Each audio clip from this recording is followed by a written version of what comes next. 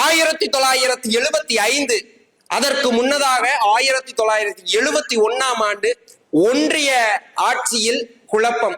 இந்திரா காந்தி அப்போது அந்த தேர்தலில் நிற்கிறார்.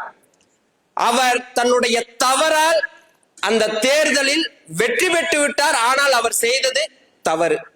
அது என்னவென்று சிந்தித்தால், அவர் அரசாங்க பணியில் இருப்பவரை தன்னுடைய அதிகாரத்திற்கு பயன்படுத்தி கொண்டார். அப்படி என்றால் அன்றைக்கு என்ன நடந்தது தெரியுமா?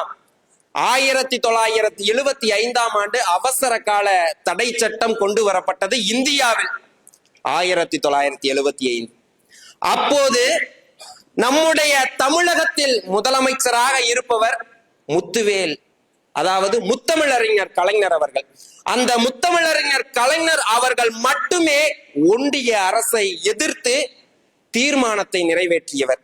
அன்றைக்கு அவசர தடை வந்தால் மக்களால் நிம்மதியாக வாழ முடியாது என்ற ஒற்றை காரணத்திற்காக மக்களோடு மக்களாக நின்றவர் முத்தமிழறிஞர் கலைஞர் அவர்கள். அன்றைக்கு வள்ளுவர் கோட்டம் உங்கள் அனைவருக்கும் தெரியும் என்று நினைக்கிறேன். வள்ளுவர் கோட்டம் 1976 ஆண்டு அடிக்கல் நாட்டிவிட்டார்கள். ஆனால் அதை திறக்க முடியவில்லை கலைஞர் அவர்களால். அன்றைக்கு ஆட்சியில் இருந்த இந்திரா காந்தி அவர்கள் தமிழகத்திற்குள் 1976 ஆண்டு தமிழகத்திலும் தடைக்கால தடையை கொண்டு வருகிறார். அப்போது கலைஞர் சொல்கிறார், நீங்கள் என்ன செய்தாலும் நீங்கள் செய்வது தவறு என்று இந்திரா காந்திக்கு எதிராக மட்டுமே நின்றார்.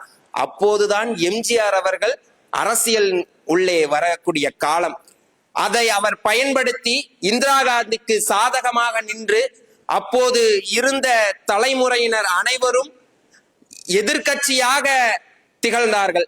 அப்படி என்றால் அன்றைக்கு மக்களுக்காக நின்ற ஒரு அரசு என்றால், ஒரு கட்சி என்றால், ஒரு இயக்கம் என்றால் அது திராவிட முன்னேற்ற கழகமாக மட்டும்தான் இருக்க முடியும். அன்று முதல் இன்று வரை 75 ஆண்டுகள் திராவிட முன்னேற்ற கழகம் தொடங்கி பவள விழாவை கண்டுவிட்டது. இந்த 75 ஆண்டு காலமும் மக்களுக்காக, மக்களோடு மக்களாக நின்று போராடிய ஒரே இயக்கம் திராவிட முன்னேற்ற கழக இயக்கம்.